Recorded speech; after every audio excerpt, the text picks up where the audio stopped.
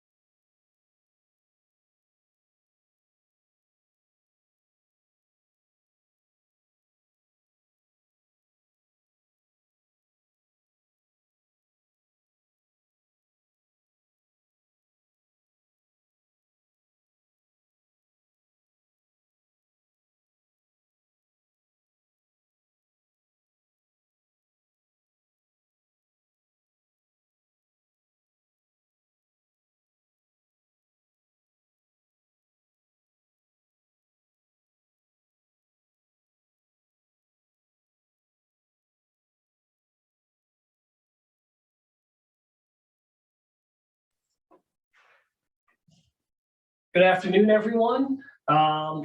People are still going to be filing in. Fortunately, that won't interrupt the presentation that we will be doing. So I'd like to introduce you to the first recurring webinars that we're having at Fenstermacher. These will be quarterly, so the next one will be around mid-February. But one of the objectives that we wanted from these presentations was to give kind of like FaceTime with a number of our clients in both current events that are going on, as well as areas of the practice that we kind of want to bring to your attention. Also, having different panelists, myself and Paul here for today, can also help introduce you to the people that we work with at Fenstermacher, as well as other members within our team. So to kind of get started, I wanted to first thank everyone for coming aboard. Again, we have about 56 people. It's going to be about an hour long. It's pretty informal, just a little Q&A. Speaking of which, if there's anything that you want to ask us, at the bottom of your screen of your Zoom chat, there is a Q&A bubble, and you can ask your questions there. We will wait till like a specific kind of time in the presentation to address some of the questions. They will go to our host, Michelle, who's also recording the presentation. After we're done, we'll have the video rendered. And it will be up for uploaded to YouTube for viewing later.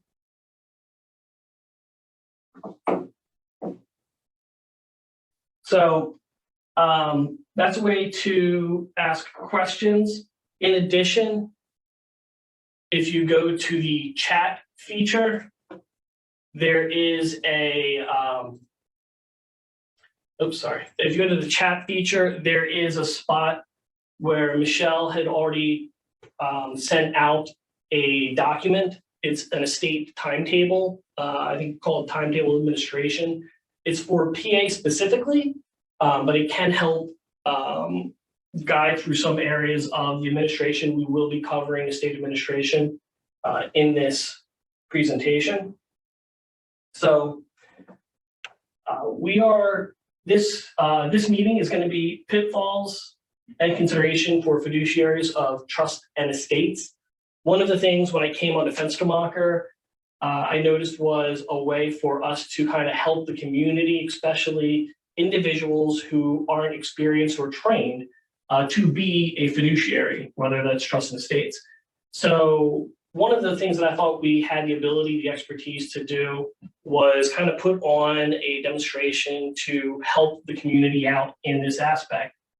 We work a lot with our clients at Fenstermacher, and one of the things that I've noticed was just kind of the need for advice. Now, what we want to try and do is bring some awareness before the actual fiduciary relationship starts so that you kind of know what you're getting yourself into. So hopefully at the end of this presentation, you will walk away with kind of a better understanding of what's to come in either the role of executor or trustee.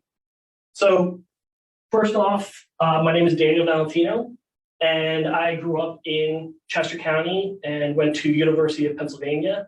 I went to Westchester University of Pennsylvania, and that's kind of where I got my accounting degree, and have worked both in CPAs and big banks as a trust and estate tax accountant.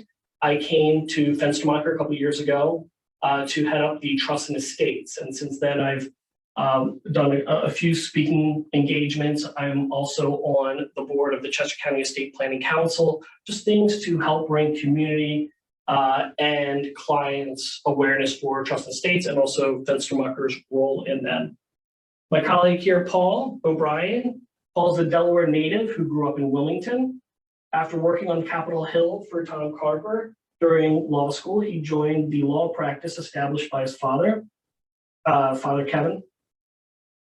Their practice focuses on wills, trust, and estate planning with an emphasis on planning for families who have children with special needs. So Paul, is there anything you want to add to that description? Or? I think you covered it pretty well, Dan. Thank you. Excellent. So to kick off, we want to kind of first start with some basic information about the subject matter that we're talking about, kind of get some definitions out on the, just kind of clear up the terminology first. And then we're going to get into some of the questions, both different areas of common either errors or mistakes, as well as kind of roles and responsibilities. So for the first part, we have what is a fiduciary? And I'm going to explain like a technical term of it, and then if you want to break it down. So someone undertaking to act primarily for the benefit of another in all matters within its undertaking. So Paul, do you kind of want to break that down, or? Sure. I mean, a fiduciary is can wear many different hats at the same time. So an executor is a kind of fiduciary, a trustee, agent under power of attorney, and attorney is a fiduciary to his client, and that really just means you owe this other person duties and responsibilities. You know, to be loyal and prudent, and not treat someone else's money like it's casino money. It's held to a higher standard than that. Yeah, thank you. And one of the things, because within the trust and estate community, as well as legal community in general, fiduciary is used interchangeably, especially with trustees, executors. You have power of attorneys, or power of attorneys. So we want to make sure that we understand the specifics of what we're talking about. For a trust, what is a trust? It's an arrangement where the trustee takes a property for the benefit of another. It can be created by either a will or during the life of someone, and it usually, the life of the trust usually extends until the trust property is distributed to eventually the remainder beneficiary. So that's kind of the termination, or I'm sorry, the terminology for trust. And for the estate, what would you kind of define it as? Well, it's, you know, in our line of work, an estate can mean any number of things. So if Dan's filing a federal estate tax return, an estate, that's the broadest possible definition of the property that someone dies with. But for an estate can mean something different in a probate matter. So it's a smaller, narrower definition, hopefully. And probate process, these are assets that the Register of Wills here in Newcastle County or the Orphans Court in Chester County or Delaware County, that judiciary body has oversight of. So it's really, I mean, we're kind of going on, but it's a collection of stuff, really. That's what it amounts to. Mm-hmm. And then would you agree that an estate, or the matters of what we're talking about, is a separate taxing authority, I'm sorry, separate entity, a taxable entity? Yes. And that's important because we're going to be talking about trusts, and we may get into the different trusts, but trusts may or may not be a separate taxing entity. So that is kind of one of the areas where they're going to be a little bit different. So when does someone have a fiduciary responsibility over an estate? When the Register of Wills says so. So that's the short answer. So usually in someone's will, an executor is nominated by the deceased. But that doesn't mean that that person is the executor until they agree to take on the responsibility. And they agree to take on the responsibility when they go to the Register of Wills here in Newcastle County or the Orphans Court in Pennsylvania. And they petition the court to be either an executor or a personal representative. It's really functionally the same job. A personal representative is administers an estate for someone who has died without having a will. So a lot of people are kind of confused about that point early on. They might pick up some old will and they think to themselves, oh my gosh, I'm executor. And that's not quite true. They haven't agreed to take on the role. And my usual first piece of advice for people who call me and think they need to go through probate or be an executor is look before you leap. Make sure that you actually need to do the job before you commit your time and your money to doing it. It may not be needed. So, and my hope for my clients is that it won't be needed if we do the planning right. So, and thank you, Paul. Sure. So for a trust, when does fiduciary responsibility start for a trust? One of the things that I look for is there usually is a filing with the court that actually names you as trustee. So I've talked to people that were named trustee in a document or successor trustee. So the trust was created, names Paul as trustee, and then something happens to Paul, and now we're looking at the successor trustee. Well, just because you're named trustee, as Paul was saying in a will, doesn't actually mean you are trustee. You do have to accept it. So, and a lot of the acceptance really comes down to the state that you're being in, or the state that the trust is governed in. So one of the things that I ask, if someone asks, like, what do I have? Like, what do I need to do? The first thing I address is, have you actually signed on as trustee? So we look to that. We start with where are you at in the acceptance part, and then we kind of start walking in to the other areas of trusteeship, which we were kind of covering. And to that point, Dan, the rules, as you mentioned, vary a lot between the given states. Here in Delaware, our laws say if someone is acting like a trustee, they are a trustee. So you want to be careful if you haven't really signed on for the job, you may inadvertently be signing on for the job when you start doing things like a trustee would do. In other words, you wouldn't necessarily need to sign a piece of paper saying, I agree to be trustee, right? Casual example of this, say mom dies, you need to sell the home. You're doing that as a trustee. You invite the realtor over to take a look around the place. You might have made yourself a trustee if that happens here in Delaware.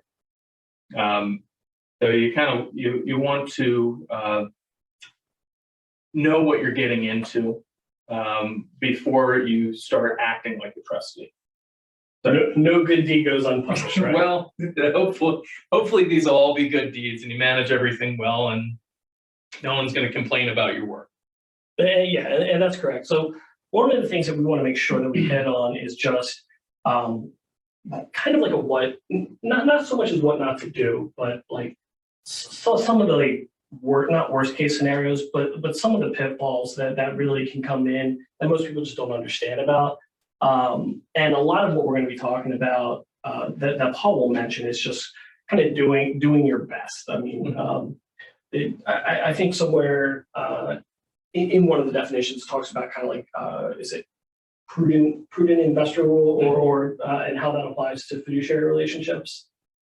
Yeah, the role of the fiduciary, again, you need to be reasonable and prudent and loyal, not do things that make it look like you're being disloyal, like an obvious one, commingling money, commingling an estate's assets with your assets. And, that can be kind of a slippery slope because I think we've both seen this, where usually it's as an executor, the executor says, well, why I have to, drive up here from South Carolina to administer this thing. Why shouldn't I stay at the Hotel DuPont for a month? The human mind has a pretty large capacity for self-rationalization, but you want to be careful of doing things like that that make it look like you're being abusive to estate's money. So you want to look at those expenses and say, are those really estate expenses? Did you really need to stay at the Hotel DuPont to do what you did? No. You could have stayed at the Best Western too. So you want to be cautious in trying to push these administrative expenses either on the county governments by asking for a reduction in fees that they charge, or on the other beneficiaries. I mean, the other beneficiaries are ultimately paying for this. So you want to proceed with caution. And the kind of, I guess, mantra to repeat is just because I can doesn't mean I should, right? So Yeah. you think about it in those terms. And I think one of the common things, and I know you're going to hit on it in a little bit, that I keep running into, and this applies to both trustees of trusts and executors or executrixes of estates, is paying expenses from your personal funds. And it's kind of one of those things where it's like, well, I mean, it's trustee. I'm trustee. I'm just going to write a quick check out, and I'll kind of start bringing to their attention some of the pitfalls or issues that they can come into with doing that. I mean, these are separate entities, a lot of them, and probably for the sake of the rest of this conversation, we're talking about trusts and estates that are separate taxable entities, and they need to be treated as such. So, as you pointed out, commingling funds, using my cash to pay Paul's estate expenses is commingling funds. I mean, for the most part. Yeah. So, and we'll be kind of talking about or covering some of the areas where you can use this in practice to avoid having that pitfall. So, what does the administration of a trust and estate involve? And how long does that take? And you handle the estate one. Yeah. So step one, you look to the state in which the deceased was domiciled. So that's where you're going to find your time frame. So in Delaware, it's 8 months, and in Pennsylvania, it's a year. And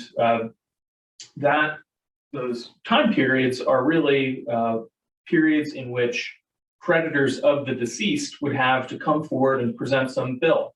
Say, hey, your mom, your dad, they owed us money, pay up.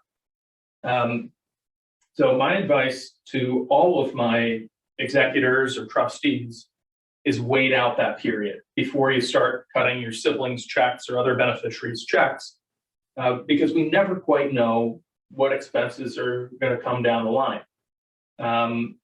So that is the time period. The involvement of it, again, varies by state. So in Delaware, it's largely done in this probate process.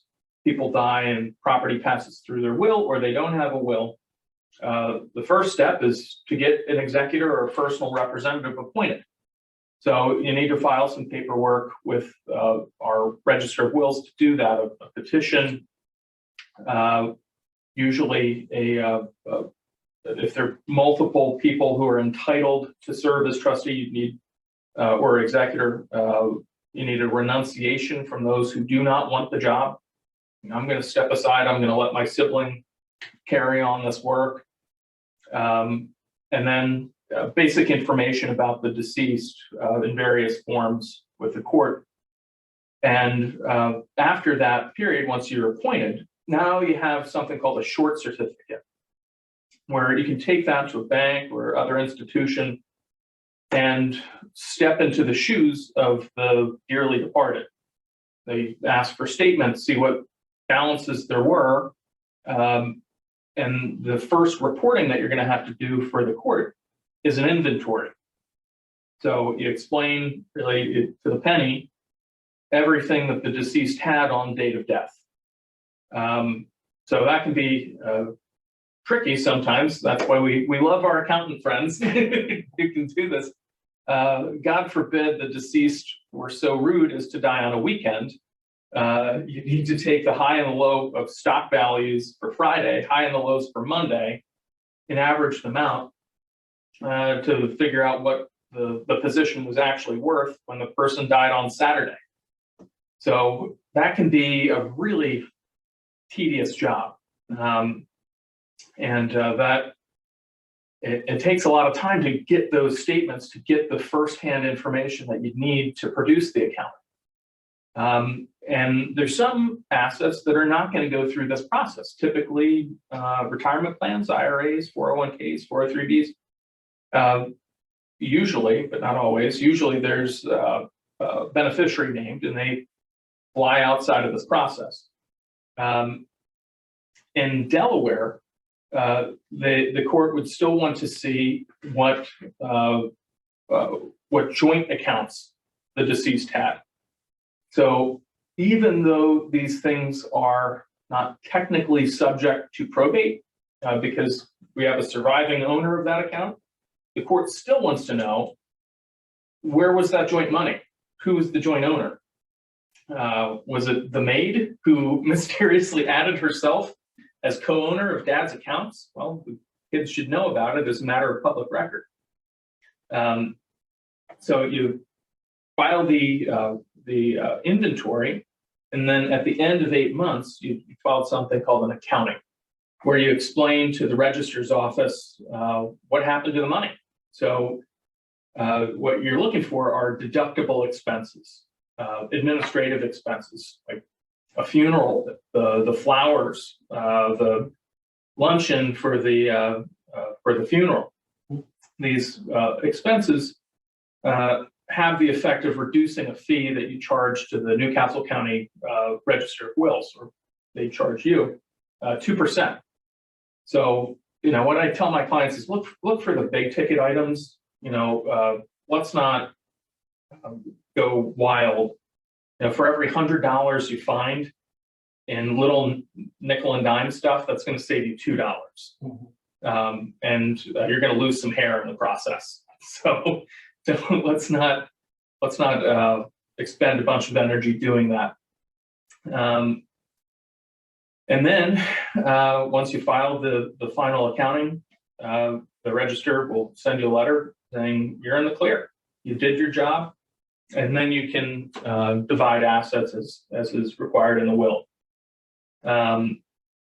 Pennsylvania is different. Pennsylvania is very centered around the Pennsylvania inheritance tax return. And a lot of that same reporting is done through that tax return. Dan, did you want to weigh in on that? Well, yeah, and I wanted to kind of stop you before you got too far into Pennsylvania. And we will be covering kind of the administration of the state of Pennsylvania.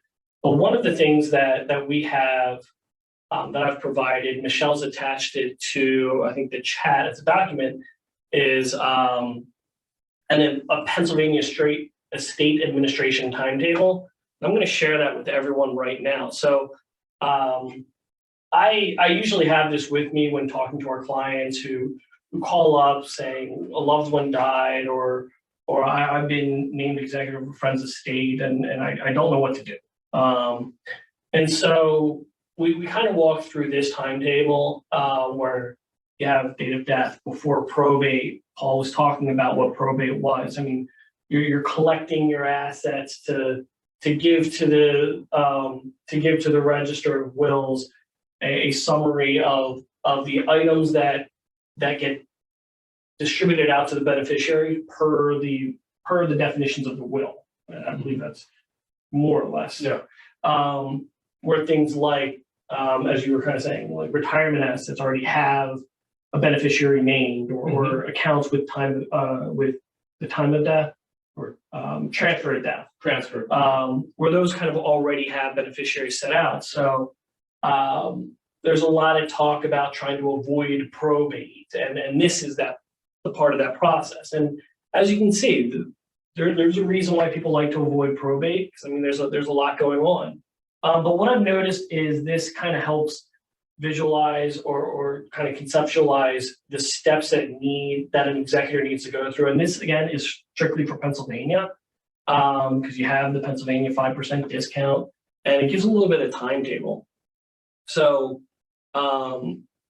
this is not the inheritance that Paul was going to be, that I interrupted Paul for talking about, and I'm going to give the grounds back to him. But one thing that we just want to make sure of are things like he talked about getting the short certificate. And I mean, there's a lot of needs for, death certificates. There's a lot of needs for death certificates. So getting multiple copies is generally a good thing.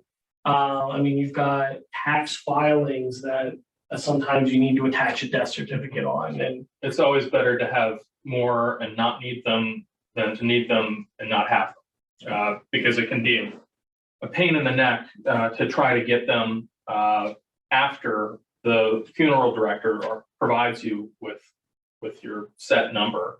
Right. Just ask for a few more.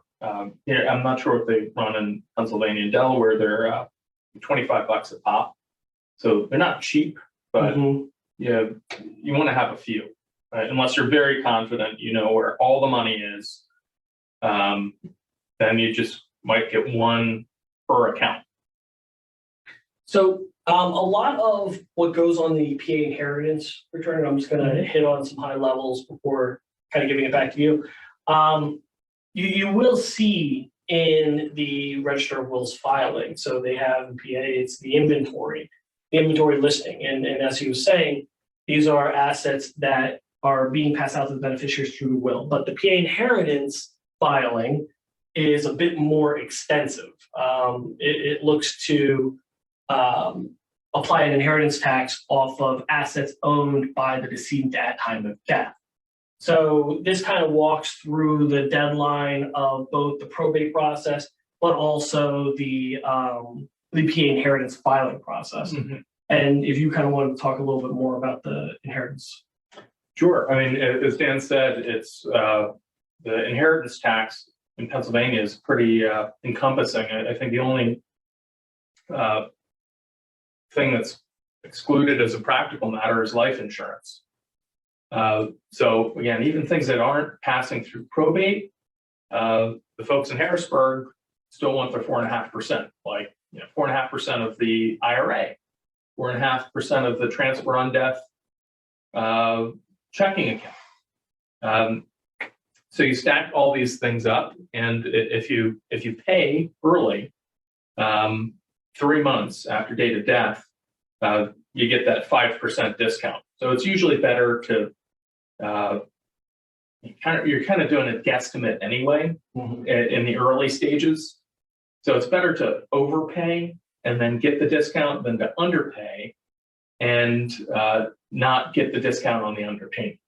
So you're going to get the money back eventually. And often we encounter situations where the poor kids don't know what's actually there. The mom and dad haven't talked with them in advance about their finances.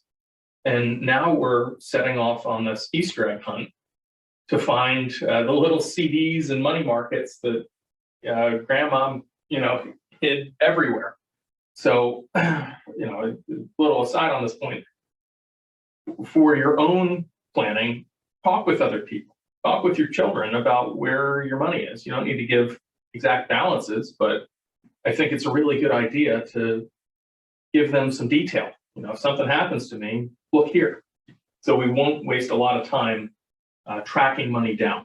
And I think the reverse of that is also very beneficial. Again, we're kind of trying to provide you some information before you actually get the fiduciary responsibility, because kind of once you're in, then it's a race to meet the timelines to get the 5% payment in, to make sure probate is done timely, and the posting the advert of the decedent's death to start that clock.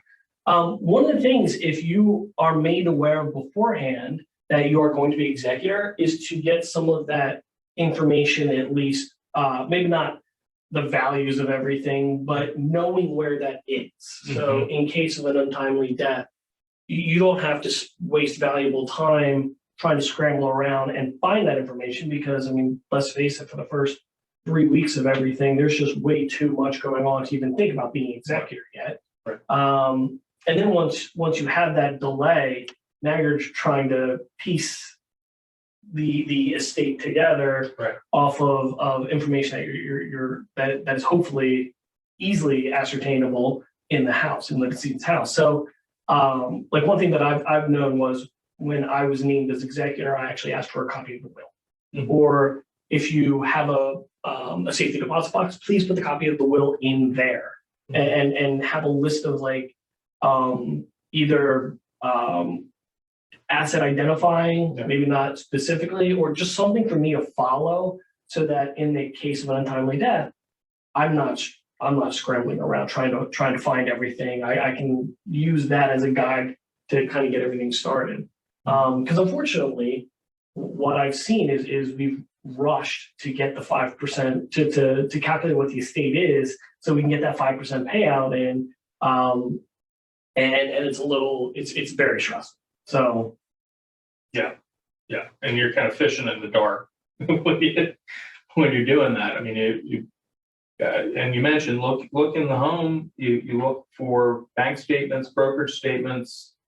If you find a bank statement, you can look at what money's coming in. If they're dividend checks that are being paid, look at the sources of inflow, and that gives you more information to do a forensic accounting job. Figure out what was there.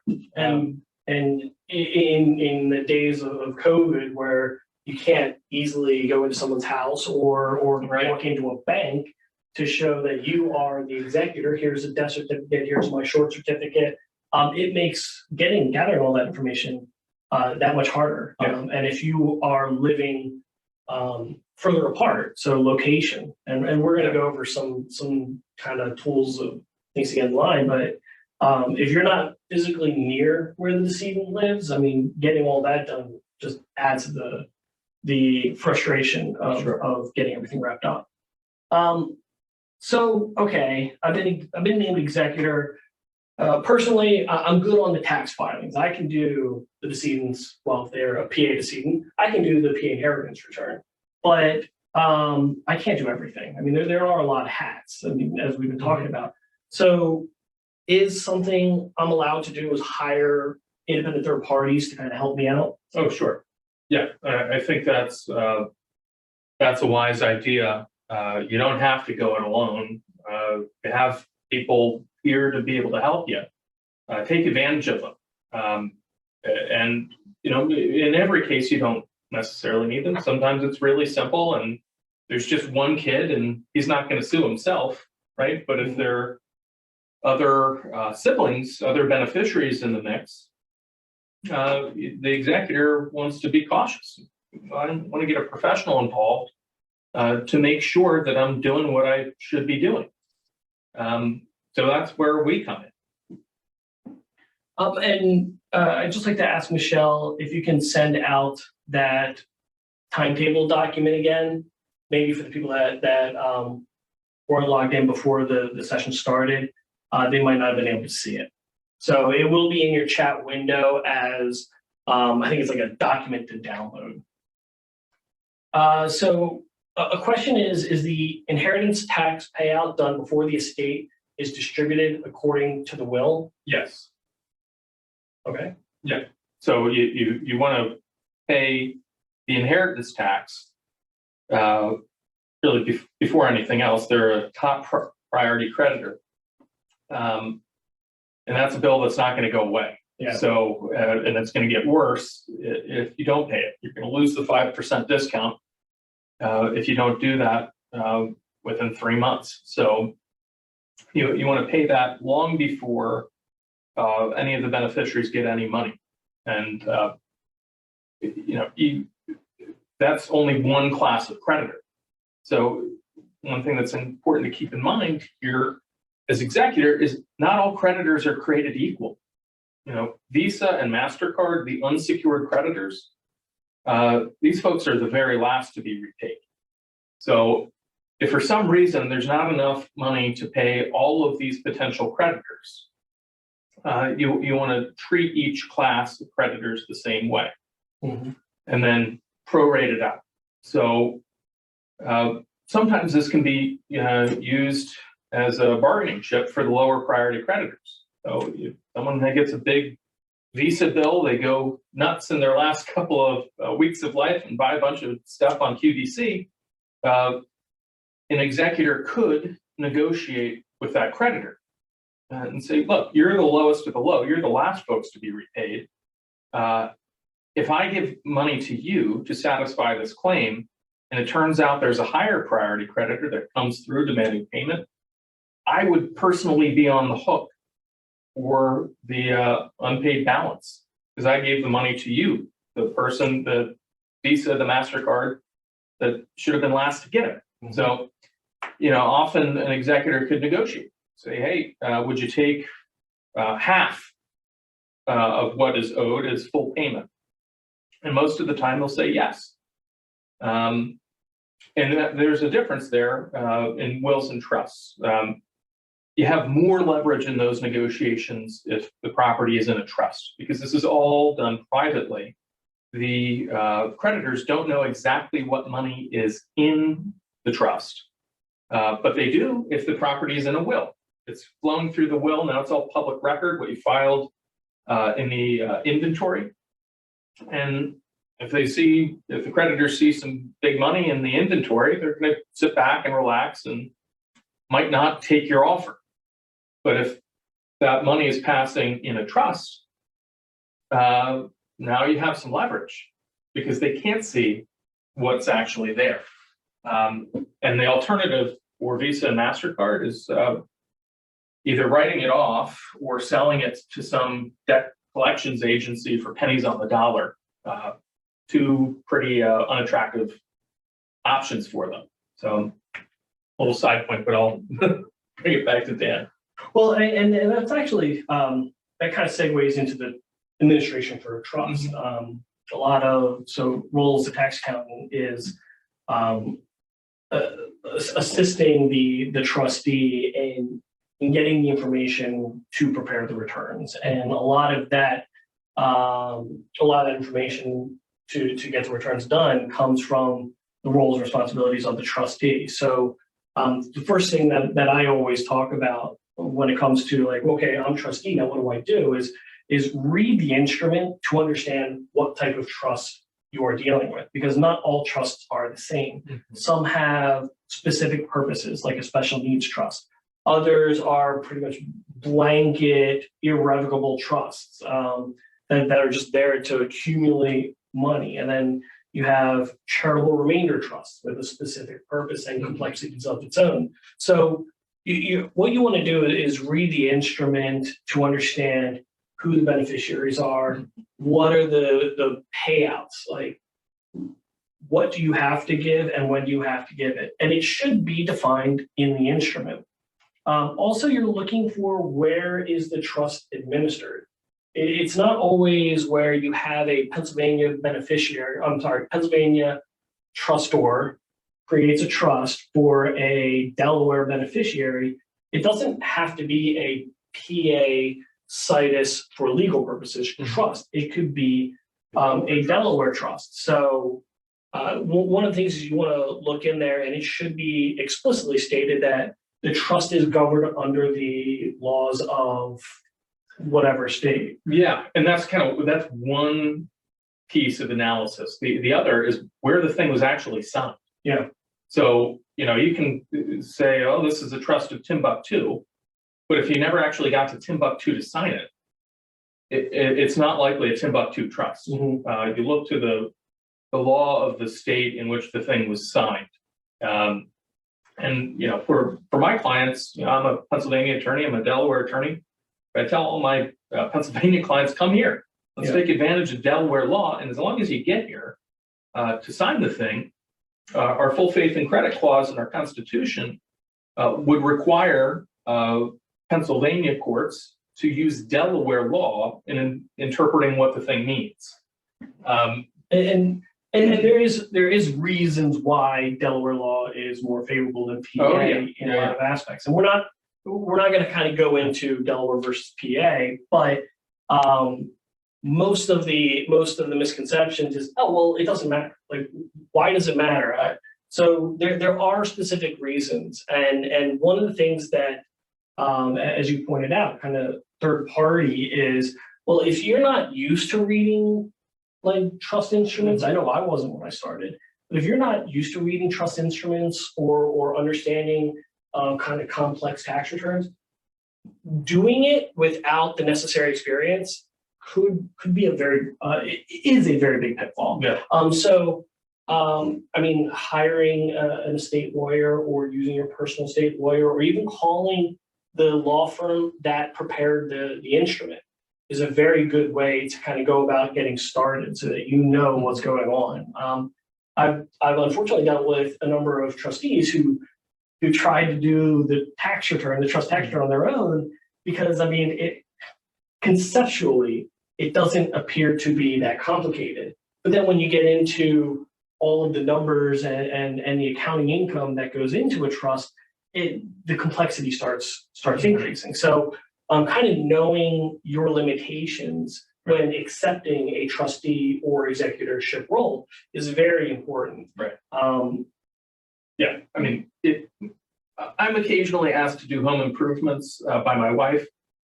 I will not do any electrical work. It's not part of what I do. I'm calling an electrician every time. I'd like my hair to stay this height, not 5 feet above me. So, okay, so what needs to be filed by the beneficiaries? I'm sorry. What needs to be filed by a fiduciary, and what does the fiduciary have to provide to the beneficiaries? Because one of the things that I get a lot is like this beneficiary or remainder person of the estate is they're asking for money. What do I really need to show them, and when do I need to show them? Yeah, my kind of general guidance here is transparency is your friend.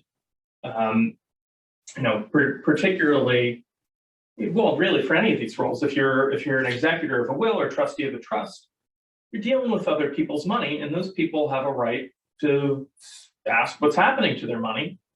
And I think the best way of dealing with it, if you're in that role, is to just give bank statements, give the brokerage statements. You don't, yourself as an executor or a trustee, you don't need to compile a simplified version of it, an Excel spreadsheet. Give them the firsthand information, and that way they know that it's not being doctored. It's not being run through the executor's filter.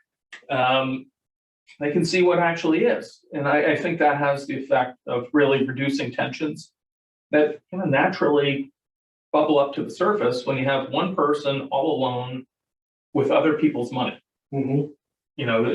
Whether the executor or trustee is doing a good job, bad job, in between job, those concerns elevate.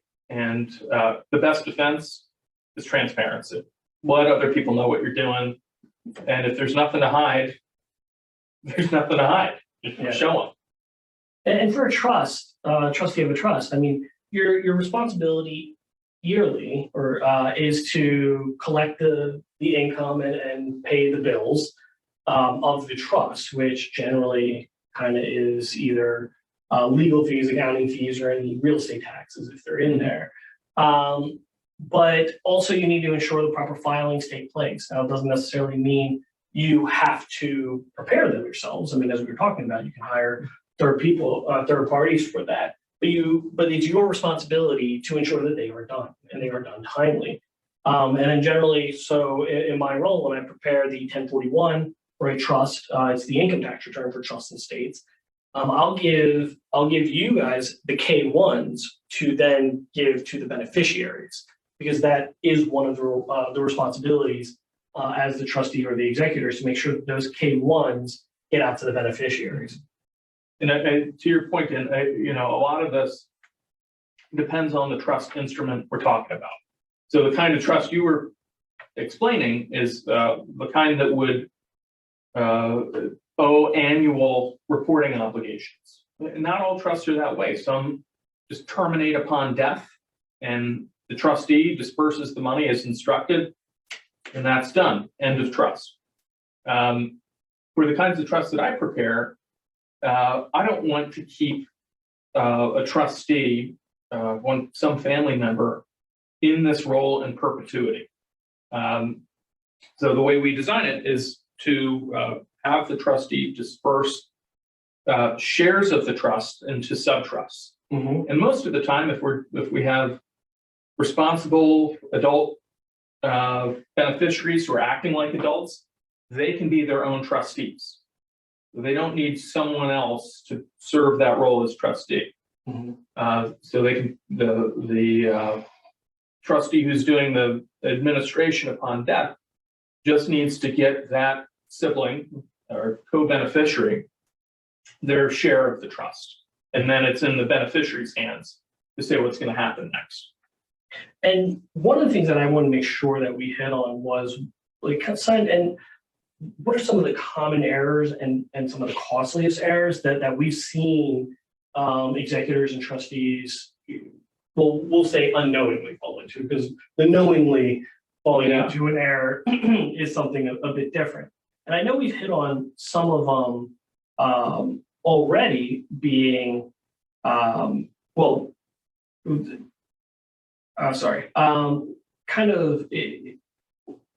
because a fiduciary is personally liable.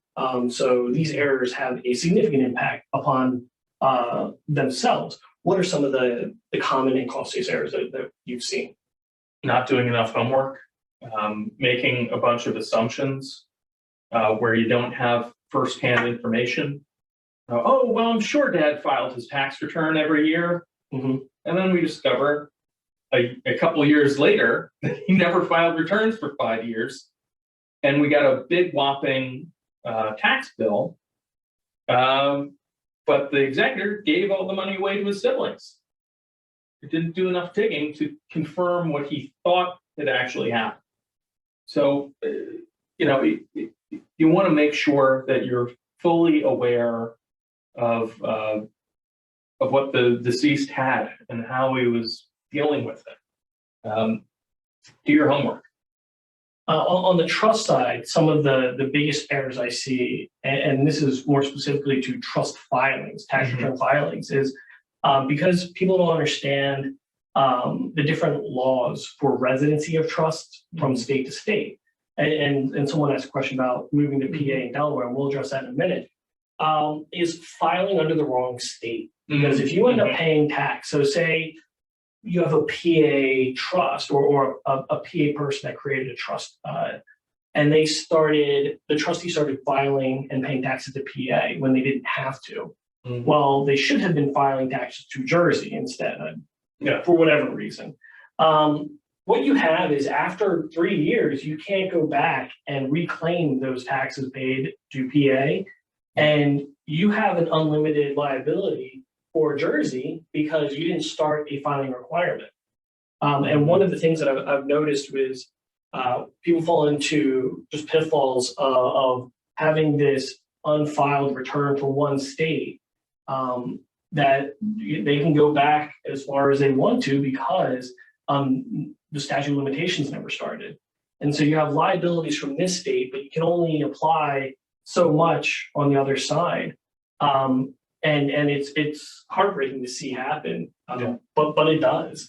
And also more of a bit of a complex subject, but generation skipping tax is a big thing where people just don't even know about it. And a trust terminates, pays out to the beneficiaries, and they don't pay the GST tax on it.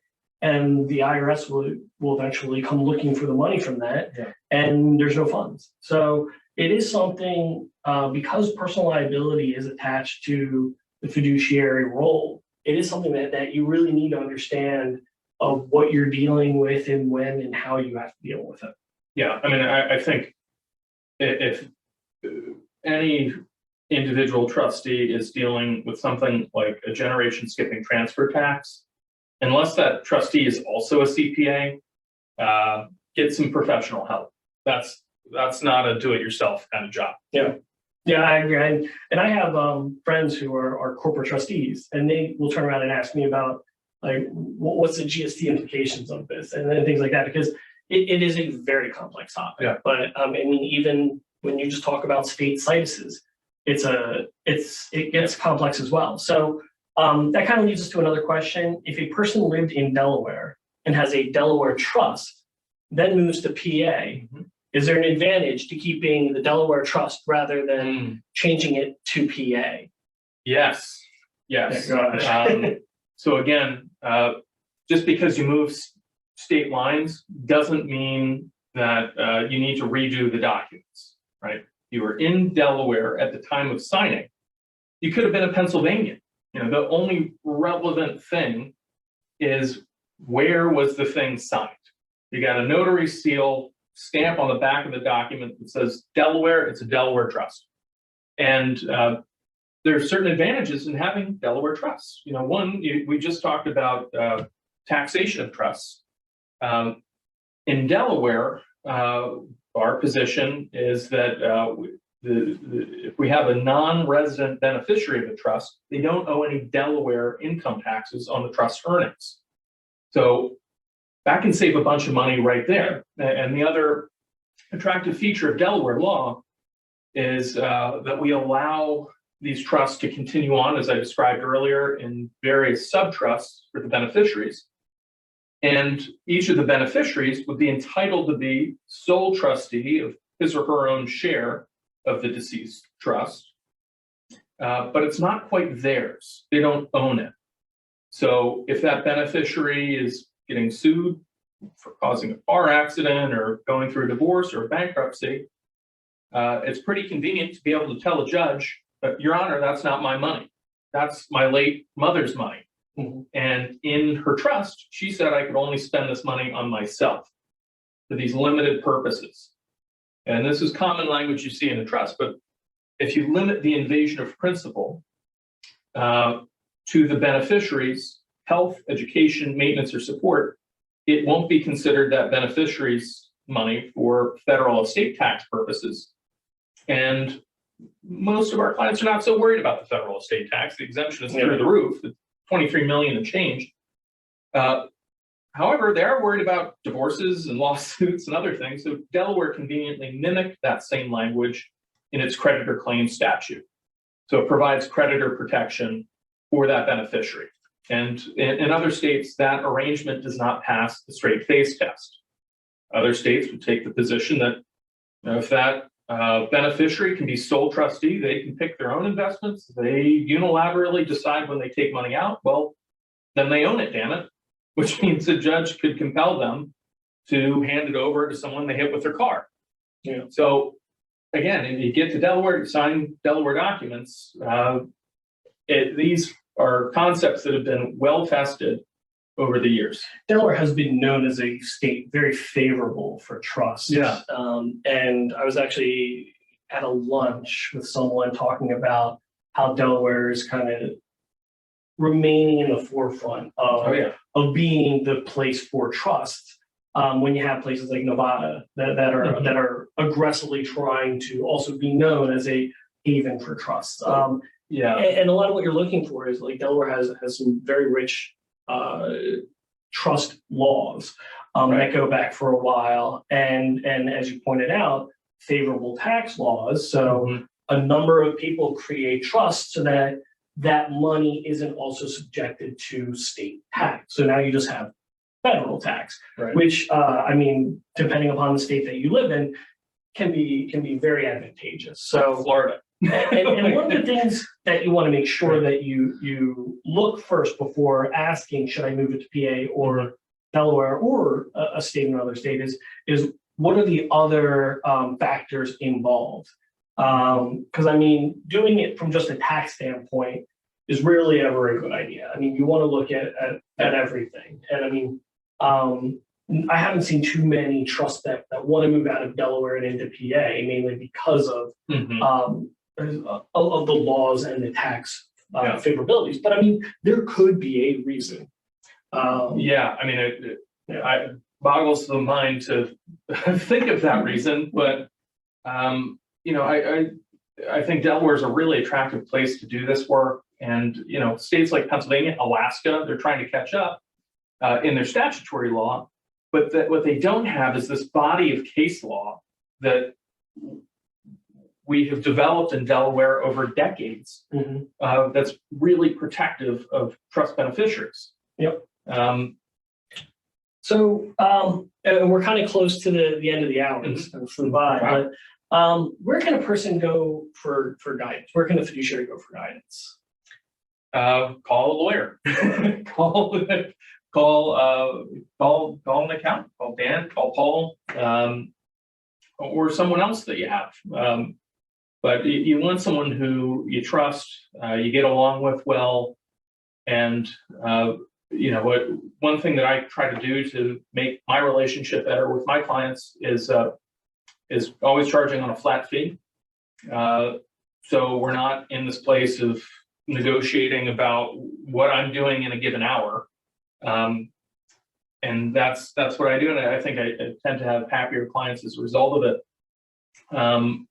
You know, some industries you can't really do that. You know, you have to do an hourly thing. You're in litigation, you can't do that on a flat fee because your time is not your own; it's the court's time. You know, they're going to throw up the hoops. So that's one recommendation I'd have. I mean, the internet is a wonderful tool. You do want to be very careful about the guidance that you get from there. Yeah. And especially when it comes to matters of dealing with probate, call the register office. They are very helpful. They get a lot of these questions all the time. Again, you want to be cognizant of the information, the answers that you get from there. Always document. But I mean, if you're going it alone, I mean, you can use the internet, the instructions, and the register and will office to get through a lot of it. But calling a third party, I mean, the registers will tell you we can't give you legal advice, we can't give you tax advice, but in other ways they can be very helpful answering routine questions that they hear all the time. So for those that want to get a hold of you as a third-party advisor, where can they find you?